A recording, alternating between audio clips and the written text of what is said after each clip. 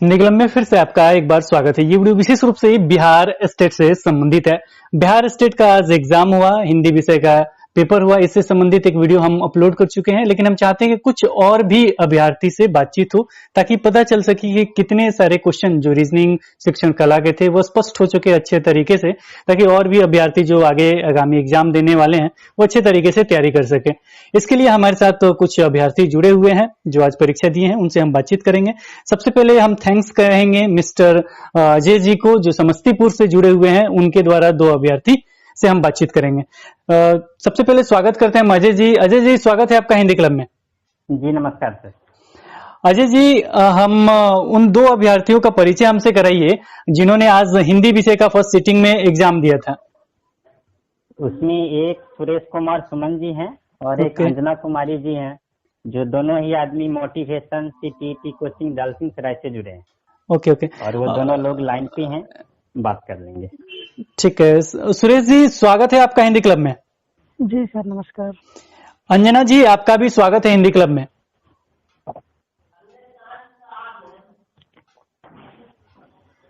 चलिए, शायद अंजना जी लाइन पे नहीं है। फिलहाल हम बात करते। जी नमस्कार सर। नमस्कार। चलिए, सबसे पहले हम बात करते हैं सुरेश जी। सुरेश जी, आज बताइए, जो हिंदी का जो एग्जाम आपने दिया है, इसमें जो हिंदी विषय तो अब हो गया, लेकिन रीजनिंग और शिक्षण कला पे हम बातचीत करेंगे। लेकिन सबसे पहले बताइए, पहला क्वेश्चन बच्चों का यही है कि हमें क्या क्या लेके जाना है। ये स्पष्ट तरीके से बताइए कि क्या क्या अभ्यर्थी को लेके जाना है। सबसे पहले मैं सर बताऊंगा कि सेंटर पर जाने से पहले अपने आप को प्रयास करें कि समय से पहले वहां पहुंच जाए। हाँ, ये साथ में जहाँ तक ये है, कोई यहाँ पे कुछ लोग भ्रमित कर रहे हैं कि एक नहीं दो डॉक्यूमेंट या फिर 2 प्रति जो है एडमिट कार्ड साथ में लेकर जाना है। हाँ। ऐसा कुछ नहीं है। यहाँ पे 1 प्रति सिर्फ लिया जा रहा है, जो कि लास्ट में जमा कर लेता है वहीं पे। और डॉक्यूमेंट की बात है, कुछ लोग उसमें भी भ्रमित कर रहे हैं कि थोड़ा बहुत कठिनाई होने पर जो है वहाँ पे बाहर कर दिया जाता है। तो ऐसा कुछ नहीं है, उन्हें समय दिया जाता है और उनके अगर अलावे 1-2 एक्स्ट्रा डॉक्यूमेंट है तो कोई परेशानी किन्हीं को नहीं होती है। ओके, तो यहाँ पे अगर बातचीत किया जाए समय की, सबसे पहले इम्पोर्टेंट है समय। तो आपको समय से पहले जाना होगा, क्योंकि आपने देखा होगा कुछ अभ्यर्थी देर से गए हैं, उनकी एंट्री नहीं हुई है। तो सबसे पहले खुद को पहले समय से पहले वहां पहुंचाने का कोशिश कीजिए। जैसे ही पहुंचते हैं, जो सोशल डिस्टेंसिंग आपको पालन करना, उसके थ्रू जाइए, अंदर एंट्री होगा। और आप लोग ये ग्लव्स वगैरह भी लेके गए थे, ग्लव्स जरूरी है या नहीं लेके जाना है? सर, हम लोग पूरी तैयारी के साथ आए थे, लेकिन यहाँ पे बहुत ज्यादा कड़ाई नहीं था। जिनके पास ग्लव्स था वो भी ठीक ठाक, नहीं थे वो भी, उनसे कोई ज्यादा परेशानी की बात नहीं थी। लेकिन मास्क और सैनिटाइजर यहाँ पे अनिवार्य माना गया था। सैनिटाइजर भी अनिवार्य था?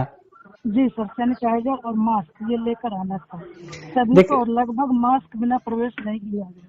अच्छा, कुछ जगह हमने अभी बातचीत हुआ तो वहां पे सैनिटाइजर अनिवार्य नहीं था, लेकिन यहाँ पे इन्होंने जो बता रहे हैं कि यहाँ सैनिटाइजर अनिवार्य है, मास्क अनिवार्य है। तो ये जरूर लेके जाइएगा, मास्क लेके जाइएगा, सैनिटाइजर लेके जाइएगा, एडमिट कार्ड लेके जाइएगा। एडमिट कार्ड पे आपका फोटो चिपका हुआ होना चाहिए। जी बिल्कुल सर, फोटो चिपका हुआ होना चाहिए। अच्छा, सिग्नेचर का कोई झंझट नहीं है, पहले से भी करके जाते हैं तो? नहीं, कोई झंझट नहीं, वहाँ पे भी कर सकते हैं, या अगर नहीं भर के लाए हैं तो उससे भी कोई प्रॉब्लम नहीं है। तो यहाँ पे आप एडमिट कार्ड लेके जाएं, उस पे फोटो जो होता है वो चिपका के जाएं, और जो भी नीचे में भी जो डिक्लेरेशन भरना है आपको 2 जगह, पहला और दूसरा को, वो भर के गएंगे, रोल नंबर वगैरह जो डालना है। जी सर, भर के भी जा सकते हैं, कोई प्रॉब्लम नहीं है। तो उसे भर के जाएं। भरने के बाद सारा जो 3 प्रति में होता है, 3 प्रति में से 2 प्रति आप लोगों से ले लिया जाता होगा। बीच में जो इंस्ट्रक्शन है वो आपको लौटा दिया जाता होगा।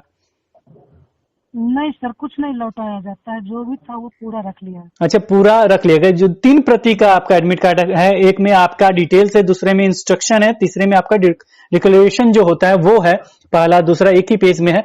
तो वो सारी चीज ले लिए गए थे, और इसलिए कहा जा रहा था कि एडमिट कार्ड का छाया प्रति अपने पास जरूर रख लीजिएगा। फोटो वगैरह चिपका के, जो भी चीजें चिपका के अपने पास जरूर रख लीजिएगा, एक कॉपी, क्योंकि वो जमा हो जाता है। तो एक फोटोकॉपी आपको एक प्रति रखना होगा, और एक प्रति वहां जमा हो जाता है। तो जो फोटोकॉपी है उसे लेके गए थे या नहीं लेके गए थे? हम 2 प्रति में लाए थे सर हम लोग, लेकिन यहाँ पे 1 प्रति का आवश्यकता था वहाँ। और एक अपने पास के लिए जो है हाँ रख फ्यूचर लेंगे के ये, लिए रखना हाँ फ्यूचर के लिए आप रख लीजिए, और एक ओरिजिनल जिसपे फोटो चिपका हुआ है, कलर फोटो जो लगा के रखें वो ले लिया है। जाएगा। जी जी इसके बाद जी आईडी जो प्रूफ था, तो वो आईडी प्रूफ जो आप लेके गए थे उसका छाया प्रति भी था और ओरिजिनल भी आपके पास था? जी, ओरिजिनल देख करके एंट्री लिया जाता था और हम्म अंदर में जाने के बाद हम्म। वहाँ पे एडमिट कार्ड और आईडी प्रूफ दोनों जमा कर लिया जाता था। एडमिट कार्ड आईडी प्रूफ दोनों जमा कर लिया जाता था, तो वो लास्ट में या जी, स्टार्टिंग में ही जमा हो जाता है? वो स्टार्टिंग में भी ले लिया है, कुछ लोगों को बाद में भी जो छूट गए थे, भर के नहीं लाए थे या ऐसे बहुत सारे थे, वो बाद में जमा कर दिए। अच्छा बाद में लेकिन वो, निकलने से पहले वो एक एक गिनती करके उसके बाद ही निकलने देता है। हम्म। तो ये चीज है कि वो सारे चीज वो डॉक्यूमेंट ले लिए जाएंगे। अच्छा जो यहाँ पे एक भरना था उसमें कि 1 वीक में ये सारे कोरोना से संबंधित जो टिक करना था, उसमें सबको आपने काटा था या ब्लैंक ही छोड़ दिया था आपने?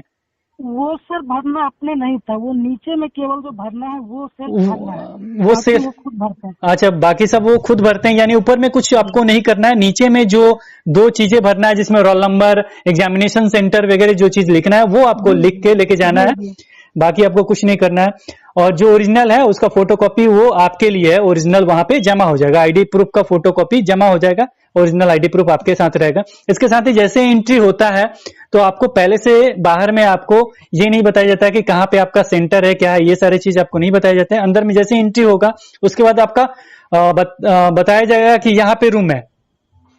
एंट्री होने के साथ साथ सर एडमिट कार्ड को स्कैन कर लेता है और हम्म। स्कैन करने के साथ ही वहाँ पे रूम जो है अलॉट कर देता है, आपको फलाने रूम में सीट दिया जाएगा, सीट वहाँ दिया भेज जाएगा, दिया जाएगा। वहां भेजने के बाद वहां फोटो भी लिया जाता है? जी, वहाँ फिर फोटोग्राफी करके सिस्टम नंबर दिया जाता है वहाँ। अच्छा वहां फोटोग्राफी करने के बाद जैसे पहुंचिएगा उसके बाद सिस्टम नंबर दिया जाएगा? जी सर। उसके बाद सिस्टम नंबर दिया जाएगा, और सिस्टम पे जब आप बैठिएगा तो 2 फोटो आपको दिख रहे होंगे, एक तो आप करंट में जिस अवस्था में गए होंगे वो, और जो एक पहले से आपका फोटो है वो दिख रहा जी होगा, एडमिट कार्ड वाला है। एडमिट कार्ड वाला फोटो दिख रहा होगा। एक करंट में जो अभी जिस तरीके से है उसका फोटो खींचा गया है वो आपके स्क्रीन पे दिखेगा, और जो एडमिट कार्ड वाला है फोटो वो दिखेगा। अच्छा एक क्वेश्चन यहाँ पे और बनता है कि जो फोटो जो चिपकाना है एडमिट कार्ड पे, तो दोनों सिमिलर ऐसा कुछ कहा जा रहा था क्या, कि दोनों एक जैसा मिला हुआ होना चाहिए या कुछ ऐसी कोई अनिवार्यता नहीं थी सर, लेकिन कुछ लोगों को पहले से भ्रमित कर दिया गया था, इसलिए अक्सर लोग वैसा ही चिपका के लाए। अक्षर लोग वैसे ही चिपका, लेकिन ऐसा कुछ ऐसा नहीं है कि वही फोटो आप, कुछ नहीं था यहाँ पे, इसका कोई डिमांड नहीं था कि वैसा ही होना चाहिए, ये सब कहीं कुछ नहीं था। तो ये थे प्रश्न जो आपको पहले से तैयारी करके जाना था, तो ये सारी चीज मेरे ख्याल से सॉल्व हो गए। आप अगर कुछ प्रश्न बच जाते हैं तो आप कमेंट सेक्शन में आप पूछ सकते हैं, कोशिश करेंगे नेक्स्ट वीडियो में हम डालने का। तो अब हम बात करते हैं शिक्षण कला, जो शिक्षण अभिरुचि है उसके विषय में, और आपका अन्य दक्षता है उसके विषय में। सुमन जी ये बताइए कि जो शिक्षण कला है और अन्य दक्षता है, इसमें किस तरह के प्रश्न पूछे गए थे? जितने प्रश्न आपको याद है वो प्रश्न एक एक करके दोहराने की कोशिश कीजिए। उसमें सर क्वेश्चन जो है इस बार मुझे लग रहा है कि काफी इजी क्वेश्चन था, पिछले बार की अपेक्षा। जो हमने जनवरी एग्जाम दिया था जनवरी में इसका, उसके अपेक्षा मुझे बहुत ही आसान क्वेश्चन लगा, और उसके साथ साथ मैंने तैयारी भी बहुत सारा किया था इसके लिए, तो मुझे लगा कि इस बार बहुत ही अच्छा एग्जाम गया है, और क्वेश्चन का स्तर तो मुझे बहुत ही लो लगा। इसमें कुछ प्रश्न जो मुझे याद है वो सर मैं बताना चाहूंगा। जैसे एक क्वेश्चन पूछा था, मनोविज्ञान का अध्ययन किससे संबंधित है? ओके जी, तो इसका जी सर, इसका हम लोगों ने पहले से अध्ययन कर रखा था, जो कि व्यवहार से अध्ययन अभी वर्तमान में माना जाता है। अच्छा, और सब ऑप्शन क्या थे? आत्मा का ज्ञान वगैरह ये सब ऑप्शन होंगे? जी, और 4 ऑप्शन दिया गया था। आत्मा का अध्ययन था, मस्तिष्क का अध्ययन था, व्यवहार का अध्ययन था, और एक और था कोई। और इसके बाद और क्वेश्चन था सर, एक CCE का फुल फॉर्म क्या है? किसका फुल फॉर्म? CCE का फुल फॉर्म क्या है? CCE का फुल फॉर्म क्या है? जी, सीटेट में अक्सर इससे क्वेश्चन रहते हैं, CCE से क्वेश्चन रहते हैं, बहुत बार डिस्कस हुआ है, इससे क्वेश्चन रहते हैं, CCE से क्वेश्चन रहते हैं, और उसका नाम ही पूरा पूछ दिया गया था। बताइए और क्वेश्चन क्या थे? जी, उसके बाद सर कुछ रीजनिंग के क्वेश्चन है जो मैंने याद जो है वो बताना चाहूंगा। एक क्वेश्चन था, अजय एक साइकिल को 1400 रुपये में खरीदता है, और 15% की हानि पर उसे बेचता है, तो उसका विक्रय मूल्य क्या होगा?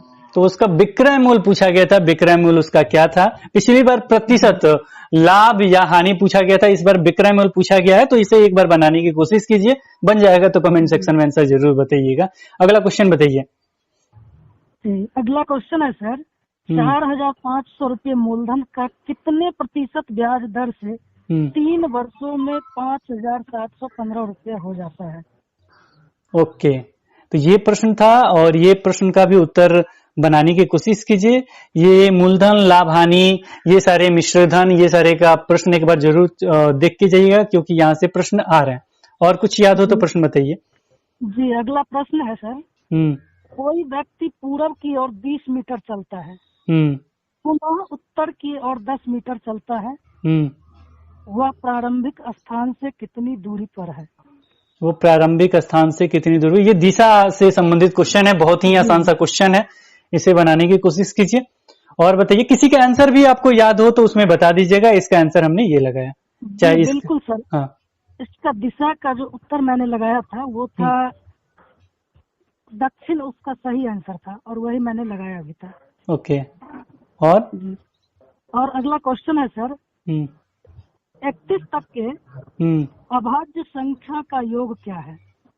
जो इस तरह का प्रश्न पहले भी पूछा। हाँ, ये पहले भी अभाज्य संख्या, पहली बार हम बात किए थे, जो पहले ऑडियो आपने अभी सुना था उसमें उन्होंने विषम संख्या बता दिया था, लेकिन ये अभाज्य संख्या ही होगा। और ये पूछा गया प्रश्न है आपका, जो 28 जनवरी 2020 को जो एग्जाम हुआ था, यही प्रश्न पूछा गया था, 31 का अभाज्य संख्या कितना है, और कितना लगाया था आपने?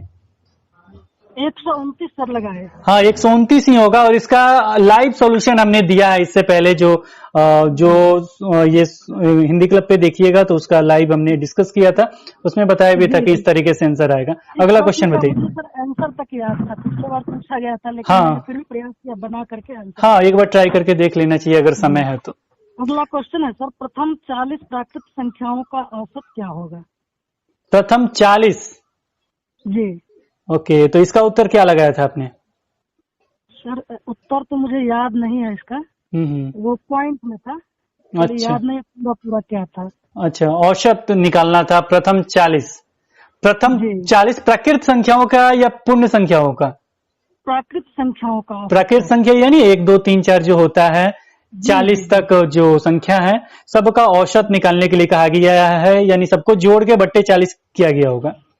जी, उसके बाद एक प्रश्न था सर। हाँ, 3 गोला बनाया गया था, उसमें तीनों में कौन सा समान अंक है? एक ऐसा अंक था जो तीनों गोले में था, वह सही, उसका आंसर था 7, वो मैंने लगाया था। क्या सही आंसर था? 7 था सर। 51? 7 सर। 7 था। 3 गोला बनाया गया तो उसमें कुछ नंबरिंग वगैरह भी थे क्या? जी, जैसे तीनों गोले में 5 2 4 इस तरह के कुछ अंक दिए गए थे। अच्छा, और कॉमन थे, तीनों में थे, वो 7 थे। अच्छा, वो कॉमन आपको आंसर लिखना था जो तीनों के बीच में था और तीनों उस गोले से कटे हुए थे, वही आपको टिक करना था, इसलिए आपने 7 लगाया था। ठीक है, इस तरह के भी प्रश्न का पैटर्न आपने देखा होगा। अच्छा, त्रिभुज से भी कुछ क्वेश्चन था। जी बिल्कुल सर, एक प्रश्न था। हाँ। निम्न में कितने त्रिभुज हैं? त्रिभुज को गणना करके बताना। इसमें मैंने 12 त्रिभुज लगाया है और मैंने गिनती किया तो 2-3 बार देखा मैंने, 12 ही आ रहे थे। 12 ही आ रहे थे। त्रिभुज का जो प्रश्न होता है वो किसी भी ट्रिक पे होता है, उसे एक बार ट्राई कीजिए देखने का, और उसे अगर बना लेते हैं तो त्रिभुज का प्रश्न नहीं छूटेगा, नहीं दिक्कत होगा। और कुछ प्रश्न याद हो जो आपको? फिलहाल तो सर इतना ही, और देखना। चलिए, इतने सारे प्रश्न बता दिए हैं, अभ्यर्थी को बहुत अच्छा लगा होगा। अच्छा, ये पैटर्न हम आपसे जानना चाहते हैं, इजी पैटर्न आपने बताया है, लेकिन कितने सेक्शन में आप बांटना चाहेंगे इसको? रीजनिंग, मैथ, और 3 सेक्शन में इसे हम बांटते हैं। एक हो गया रीजनिंग, और एक हो गया मैथ, और एक हो गया आपका शिक्षण कला। शिक्षण कला में यानी शिक्षण अभिरुचि जो होता है, जो शिक्षकों से संबंधित प्रश्न जो होते हैं, उसके कितने प्रश्न थे? मुझे लगता है कि सर 15 प्रश्न ऐसे होंगे जो शिक्षण कला से संबंधित थे। 15 प्रश्न। और मैथ से? मैथ और रीजनिंग मिलाकर के लगभग 25 प्रश्न होंगे। मैथ और रीजनिंग मिला के 25 प्रश्न, तो शिक्षण कला से तो 25 होना चाहिए टोटल, तब तो 50 होंगे। सर उसमें कुछ एक्स्ट्रा क्वेश्चन था जो शिक्षण कला से बाहर से पूछा गया था। जैसे मैंने अभी बताया था सीसीई का फुल फॉर्म क्या है। हाँ, तो ये सारी चीज आपके शिक्षण आपका अभिरुचि से ही हो जाएगा। सीसी अन्य दक्षता में जी जी अन्य दक्षता में आ जाएगा, शिक्षण अभिरुचि में ही आ जाएगा, क्योंकि सीसी आपका उसी पैटर्न में होता है। साथ में आपका मुदालियर आयोग त्रिभाषा सूत्र भी पूछा गया था क्या? जी बिल्कुल सर। त्रिभाषा सूत्र वगैरह जो होता है ये सारे आपके शिक्षण कला से ही आएंगे, क्योंकि ये सारी चीज आपको जानना चाहिए। और कुछ शिक्षण कला के कुछ क्वेश्चन याद हो? प्याजे से क्वेश्चन होगा। नहीं सर, वो एक था क्वेश्चन लेकिन मुझे पूरा याद नहीं आ रहा है अभी। हाँ, तो प्याजे से भी क्वेश्चन था, वाइगोस्की से भी कुछ क्वेश्चन हो सकते हैं। वाइगोस्की से जी जी बिल्कुल था सर, वो भी क्वेश्चन पूछा गया था, वाइगोत्स्की से था। वह किस पर बल नहीं दिया, निगेटिव पूछा था कि उन्होंने किसको इग्नोर किया है, इस तरह का कुछ क्वेश्चन था। अच्छा, किसको इग्नोर किया है, यानी वो सपोर्ट करते हैं भाषा और चिंतन को, इग्नोर किसको किया है? वो सामाजिक को सपोर्ट करते हैं, को इग्नोर ये पूछा गया था कि किसको इग्नोर किया था। ऑप्शन याद नहीं होगा। अच्छा, तो अब हम थोड़ा अंजना जी से भी बात कर लेते हैं। अंजना जी, आपको क्या लगते हैं, कुछ प्रश्न आपको याद हो तो बताइए हमें इसमें। जी,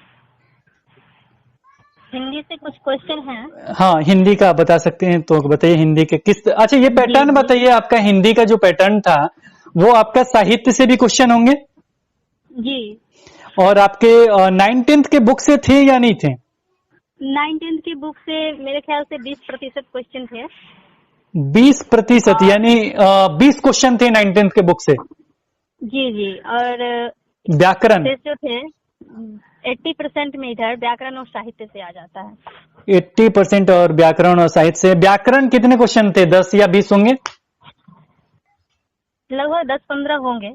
अच्छा, 10-15, यानी व्याकरण से इस बार कम प्रश्न पूछे गए हैं, मात्र 10 से 15। इसके पहले भी हमने बातचीत किया था, उनका भी यही उत्तर था, जो व्याकरण के प्रश्न थे 10-12 थे।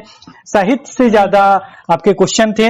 और 9th के जो बुक से पिछली बार 1-2 क्वेश्चन थे, वो यहाँ पे 20 प्रश्न अपेक्षा में ज्यादा थे, अधिक थे, यानी कुछ प्रश्न जो थे आपकी बुक से थे। इसका मतलब अगर जो भी अभ्यर्थी अगर अभी तैयारी कर रहे हैं तो वो हार नहीं माने।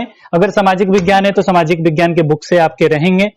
अगर आपका कोई अन्य विषय है तो वो आपके बुक के प्रश्न निश्चित ही रहेंगे, कुछ ना कुछ 20-20% आपका निश्चित ही रहेगा, क्योंकि जो आपका हिंदी था वो 1-2 प्रश्न थे, इसमें ज्यादा आ रहे हैं। अच्छा, जो भी प्रश्न याद है वो आप अगर बताना चाहें तो लाइन से हमें बताएं। जी, कुछ क्वेश्चन है। प्रयोगवाद का प्रवर्तक किन्हें माना जाता है? ओके। नेक्स्ट है, बिरजू महाराज किस घराने से संबंधित थे? और नेक्स्ट है, दिनकर जी को ज्ञानपीठ पुरस्कार किस कृति के लिए दिया गया था? अच्छा, इसमें उत्तर भी आपको पता है तो बताते चलिएगा। जी, प्रयोगवाद का प्रवर्तक जो है अज्ञा जी को माना गया है। और बिरजू महाराज लखनऊ घराने से संबंधित थे। और दिनकर जी को उर्वशी के लिए ज्ञानपीठ पुरस्कार दिया गया था। और नेक्स्ट क्वेश्चन है, निम्न में से कौन से पात्र कहानी के प्लॉट से संबंधित नहीं है? तो इसमें कहानी के प्लॉट से जो संबंधित पात्र थे उनके नाम थे, और नेगेटिविटी में एक नाम दिया गया था सुजाता या कुछ ऐसा ही नाम था, जिसे हमने अलग किया। उसके बाद था कि निम्नलिखित में से लाल पान की बेगम के पात्र कौन है? जिसमें चंपिया और बिरजू हैं, जिनका नाम दिया गया था, लाल पान की बेगम के पात्र हैं। नेक्स्ट क्वेश्चन था, किनका जन्म वर्ष सही नहीं है? जिसमें 4 या 5 लेखक कवि के नाम दिए गए थे, और उनके सामने में जन्म वर्ष भी दिया गया था, जिनमें महादेवी वर्मा का जन्म वर्ष 1907 है, जिसे 1903 दिया गया था। ये गलत हुआ, ये आंसर आया था। उसके बाद है, मैं नीर भरी दुख की बदली कहाँ से संकलित है? ये यामा से लिया गया है। के बाद था, निम्न में से किसका अर्थ सही नहीं है? ये व्याकरण खंड से था, जैसे कि अंश मीन्स कंधा और एक अंश मीन्स हिस्सा। उसी तरह से था, अली मीन्स भौरा, अली मीन्स सखी। उसके बाद था, घर का अंगना यानी घर का आंगन, और अंगना यानी स्त्री। एक और कुछ था जो याद नहीं है मुझे। फिर नेक्स्ट है, अन्वेषण का संधि विच्छेद करना था। ओके। नेक्स्ट क्वेश्चन है, अवाड़ा मसीहा किनकी रचना है? लगभग रचना और रचनाकार से संबंधित लगभग 5-7 प्रश्न थे, उससे अधिक ही थे। आवाड़ा मसीहा जो है विष्णु प्रभाकर की रचना है। प्रथम विश्व युद्ध से संदर्भित घटना किस कहानी से में दर्शाई गई है? इसमें 4 ऑप्शन थे, जिसमें उसने कहा था, ये प्रथम विश्व युद्ध की कहानी से दर्शाई हुई है। संचारी भावों की संख्या कितनी है? इसका उत्तर हो जाएगा 33। प्रिय प्रवास में कुल कितने सर्ग हैं? इसका हो जाएगा 15 सर्ग हैं। रामचंद्र शुक्ल का इतिहास कब प्रकाशित हुआ? नेक्स्ट क्वेश्चन है, हिंदी साहित्य लेखन की परंपरा की शुरुआत किसने की थी? इसका आंसर हो जाएगा गारसादा ताशी। फिलहाल इतने ही प्रश्न मुझे याद थे। चलिए, इतने सारे प्रश्न आपको हिंदी के मिल गए, इसके आंसर इधर से उधर हो सकते हैं, तो आप मैच कर लीजिएगा, सर्च कर लीजिएगा। और रही बात कि आप लोगों ने समय दिया और सारे जो भी प्रश्न बच रहे हैं वो सारे स्पष्ट हो गए। फिर हम किसी और से भी बात करने की कोशिश करते हैं। आप भी अगर बातचीत करना चाहते हैं सेकंड सीटिंग या थर्ड सीटिंग में कोई भी अभ्यर्थी, तो कमेंट सेक्शन में हमें जरूर बताएं। अंजना जी, बहुत बहुत धन्यवाद कि आप हिंदी क्लब से जुड़े। जी धन्यवाद।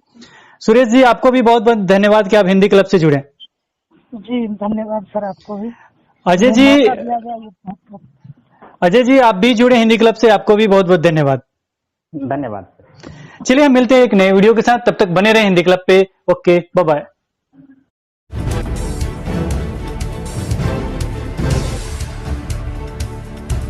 सब्सक्राइब कीजिए हिंदी क्लब को, दबाइए इस बेल आइकॉन को ताकि हमारा वीडियो आपको मिले सबसे पहले। शेयर करें अपने दोस्तों के साथ ताकि वो भी इसका लाभ उठा सके।